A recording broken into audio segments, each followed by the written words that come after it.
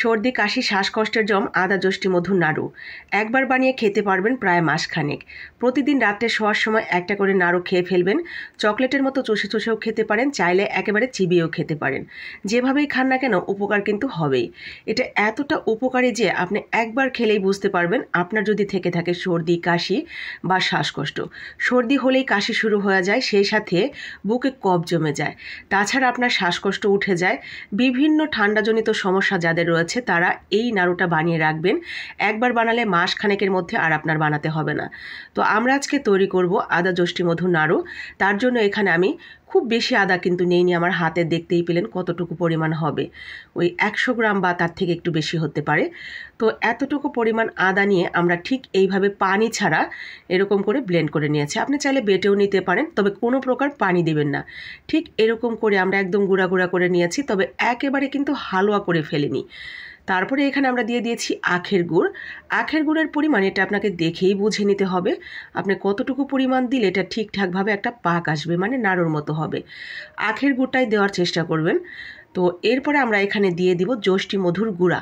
এই যষ্টি মধুর গুঁড়াটা আপনারা বাজারে যারা বিভিন্ন ধরনের শরবতের জিনিসগুলো বিক্রি করে বা চিয়া সিড, আপনার কর্নফ্লাওয়ার, এই ধরনের গুঁড়া টুড়া যারা বিক্রি করে তাদের কাছে পেয়ে যাবেন। 20 টাকার যষ্টি মধুর গুঁড়া আনলে মিনিমাম 6 মাস পর্যন্ত ব্যবহার করতে পারবেন।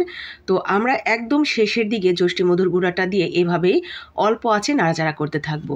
খুব বেশি আঁচ দেওয়া যাবে না এই পর্যায়ে, তাহলে কিন্তু গুড় পুড়ে আপনার নাড়ুর টেস্ট নষ্ট হয়ে যাবে। তো ঠিক এইভাবে অল্প আঁচে আস্তে আস্তে আমরা এটাকে রান্না করতে থাকবো যতক্ষণ না পর্যন্ত একদম কড়া একটা পাক এসে যায়। তো খুব সুন্দরভাবে দেখবেন কড়াই থেকে উঠে আসছে। এই পর্যায়ে আমরা এটা তুলে নেব। তুলে নিয়ে হালকা একটু ঠান্ডা করে নিব। হালকা একটু ঠান্ডা হয়ে গেলে যখন হাত দিয়ে ধরা যাচ্ছে ঠিক এমন পর্যায়ে হাতে একটু তেল মেখে নেবেন। সরিষার তেল সুন্দর করে হাতে মেখে নিয়ে অল্প অল্প ছোট্ট ছোট্ট করে গুলির মতো করে নাড়ুগুলো তৈরি করে নেবেন। খুব বেশি বড় করার দরকার নেই, একটা চকলেট ঠিক যেই পরিমাণ থাকে ততটুকু পরিমাণ নিয়ে ছোট ছোট করে নাড়ুর মতো করে শেপ দিয়ে নেবেন। বানানোর কিছুক্ষণের মধ্যেই দেখবেন এগুলো শুকিয়ে কটকটা হয়ে গেছে।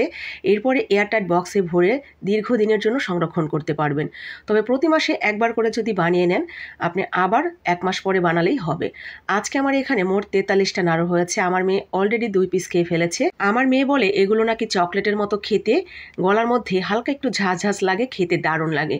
বিশেষ করে সর্দি কাশি বা ঠান্ডাজনিত সমস্যা যারা ভুগছে তখন যদি এই গুলিটা খাওয়া যায়, এই নাড়ুটা এত রিলিফ লাগে গলার মধ্যে। আদা যেমন সর্দি কাশি, গলা ব্যথা, হজমের সমস্যা, গ্যাস সারাতে সাহায্য করে, সেই সাথে রোগ জীবাণু ধ্বংস করতেও কিন্তু বিশেষ সহায়ক। এছাড়া যষ্টি মধু আমাদের যদি বুকে কফ জমে গিয়ে থাকে তাহলে সেই কফকে তরল আকারে বের করে দিতেও সাহায্য করে। খুসখুসে কাশির তাৎক্ষণিকভাবে একেবারে কমিয়ে দিতে সাহায্য করে এই যষ্টি মধু। তো যারা এই সমস্যায় ভুগছেন দেরি না করে এখনই বানিয়ে নিন পুরো 1 মাসের জন্য। ভালো লাগলে লাইক কমেন্ট শেয়ার করে দিবেন বাকিদের জন্য।